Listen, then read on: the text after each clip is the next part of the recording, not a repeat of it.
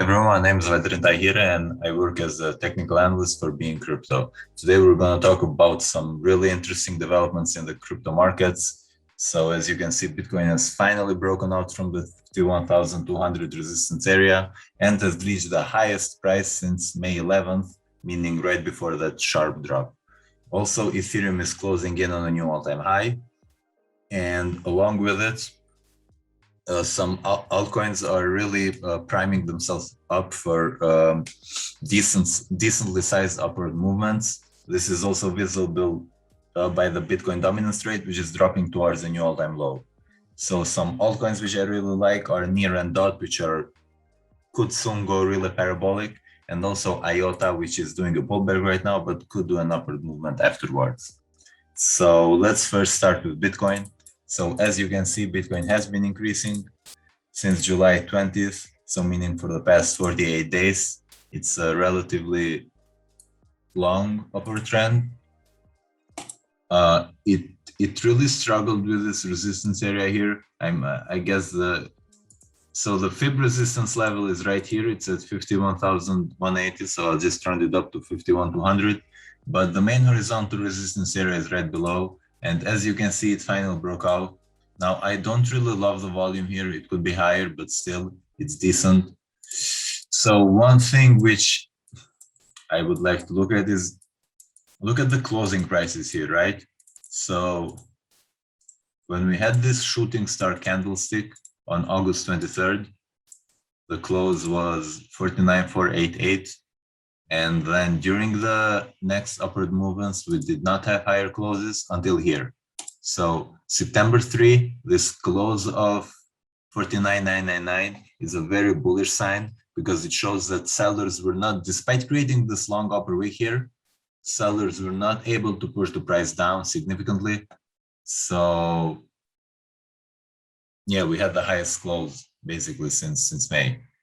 And then afterwards we had the breakout. So basically, despite there being numerous signs of weakness, so we had the decreasing MACD and the bearish divergences in the RSI, the higher close is a very strong sign of market strength. Now, also, let's take a look at the divergences here. So, still hasn't broken out from that divergence trend line, but we have hidden divergences here. So basically the way I see it is that we had the bearish divergence. So up until here, all the way from here, which resulted in a drop, which admittedly was pretty shallow, you know, with such a long-term divergence that has been accumulating for nearly a month. I would expect a sharper drop, but in this case, we didn't have one. Then we had this hidden bullish divergence, and now we potentially have another bearish divergence here. So this is something to keep an eye on, potential divergence here. So we need to see if this gets invalidated by a higher high in the indicator. So if we get a higher high in the indicator, it would also break this divergence trend line here. Now let's move a little to shorter time frames. So in the 6-hour one, so this looks better actually, despite this is ending, because now you can either do this line as a divergence trend line, or this, like this was retested here twice, but both have been broken. So that's a good sign. And the same with the MACD. We just had the break of the bearish divergence trend line here. So both of these are signs that the price will potentially move upwards. Now, let's do some potential wave counts. Now, if you followed the previous analysis, previous videos, Previously, I said that the only thing which is clear right now is that this part of the move is a 5-wave bearish impulse, so 1, 2, 3, 4, 5.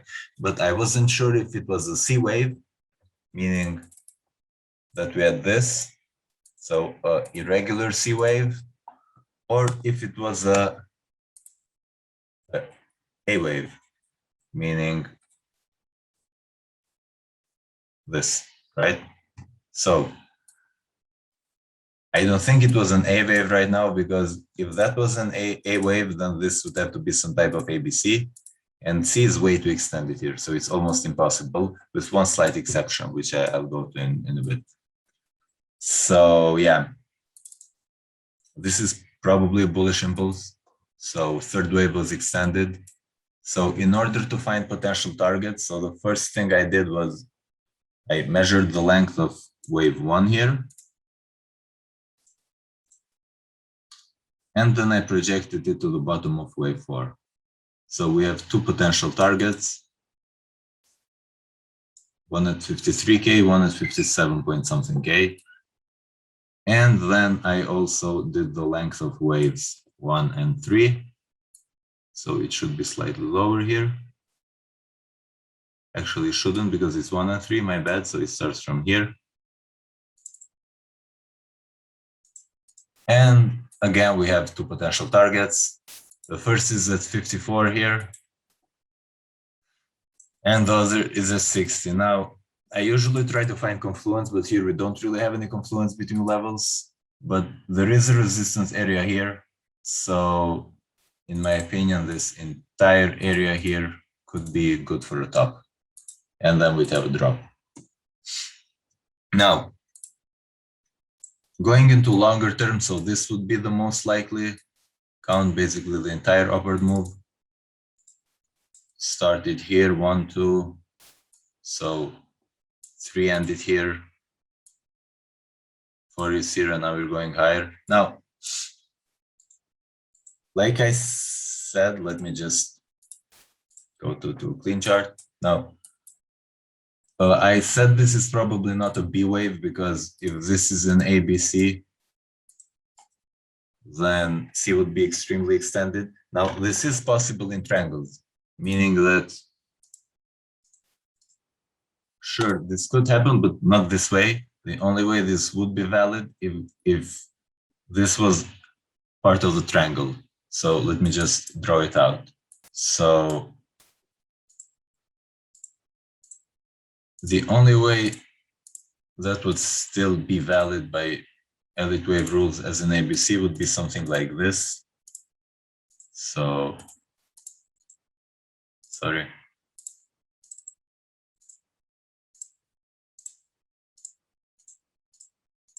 But the shorter movement would be the same. We'd still go to 57K. And then this could still look kind of the same, because even in a bullish impulse, we'd go like 1, 2, 3, 4, 5, up to all-time high. So yeah, like there is time for this. It will be noticeable if this happens. I don't believe it will, but there is ample time to figure out if it does. Okay, I spent way too much time on Bitcoin. Now let's do Ethereum.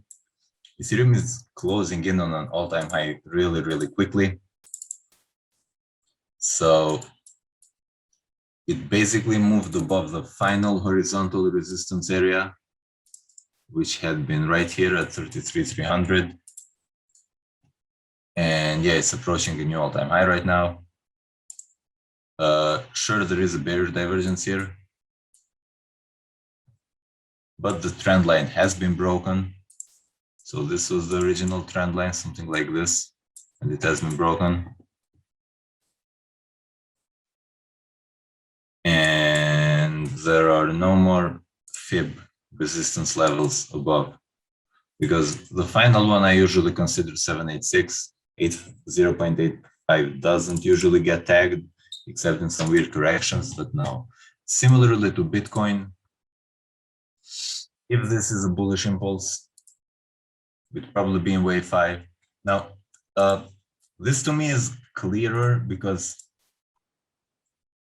like if you're familiar with elite wave, Let me just clean this up a little. So triangles are wave 4s or Bs, and this is a pretty clear wave 4 to me. I mean, a pretty clear triangle like A, B, C, D, E. So yeah, some type of running triangle because B goes above the start, something like this. So this is wave 4. So yes, we are approaching wave 5, the top of wave 5 in my opinion. Now I did the same thing here. I measured the length of wave 1, projected it here, measured the lengths of waves 1 and 3, projected it here. We moved above the first target, second target is here. So in my opinion, it's also approaching the top of the upward movement, but hasn't reached it yet. Now, Bitcoin dominance rate. Yeah, it's still the same as the previous time that I took a look at this. I do think it will reach an all-time low. There are no clear reversal signs, so the RSI is below 30, super trend is bearish, MACD is showing no reversal sign. So sure, it's trading right at support. We could definitely see something like short term here and then go crash. So yeah, I do think the Bitcoin dominance rate will reach a new low and then afterwards. So yeah, basically there's probably still more time for altcoins to increase. Now, I'm going to do 3 altcoins: Near, Dot, Polkadot, and IOTA. So I think Near's here. Okay, so I like Near for several factors. Now,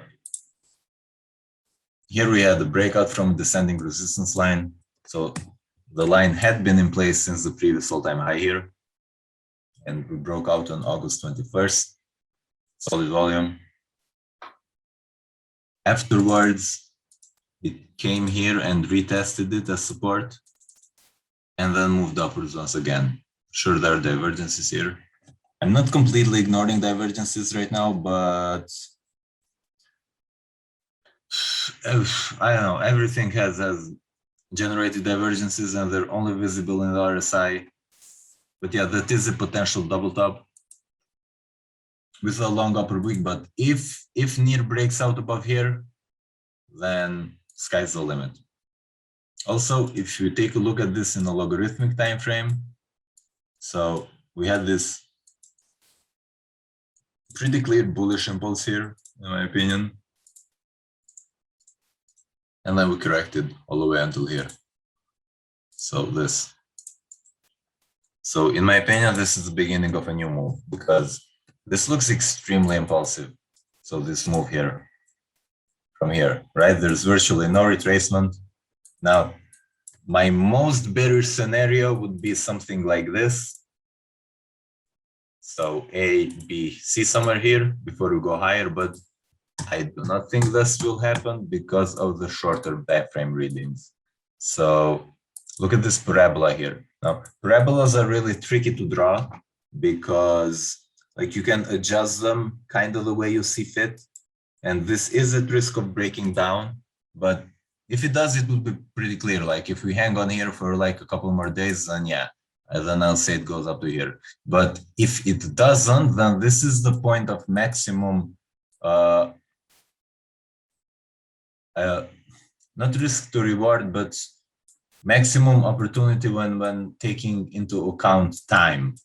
Because if this bounces, then it will continue increasing parabolically. But if the parabola breaks, then yeah, I think it will test here, but it's a decent spot in my opinion right now. Dot is in a similar place also because this also coincides with the final horizontal resistance area. So if it breaks this, there's nothing above. So basically we have a parabolic upward movement that is approaching the final horizontal resistance area. And I kind of like that. And now we're going to do polka dots. Almost the same parabola. Wait. Let me refresh this. I think I had something drawn here. I'll just do it again if not, but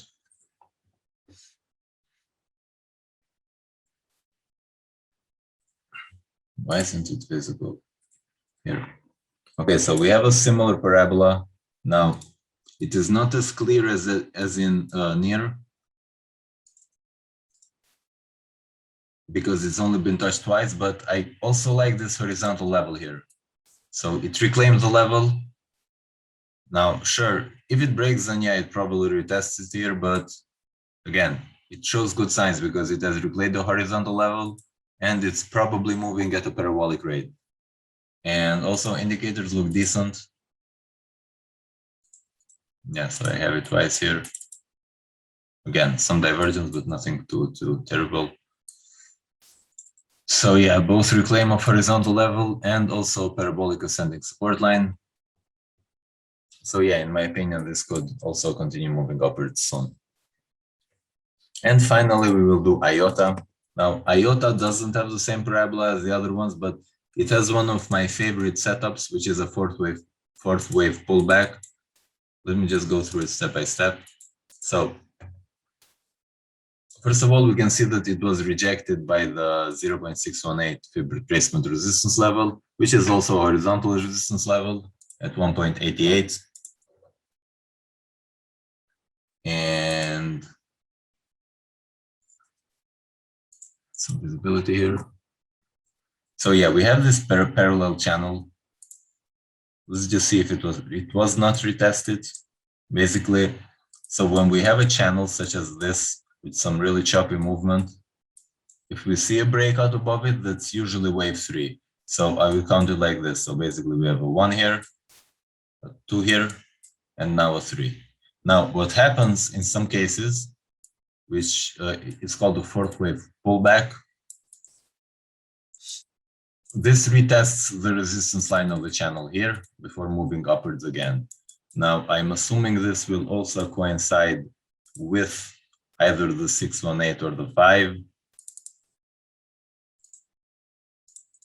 So yeah, this area here, depending on when it gets there, in my opinion, it would be a good entry for another push above, which would likely take it towards here, like 2.5.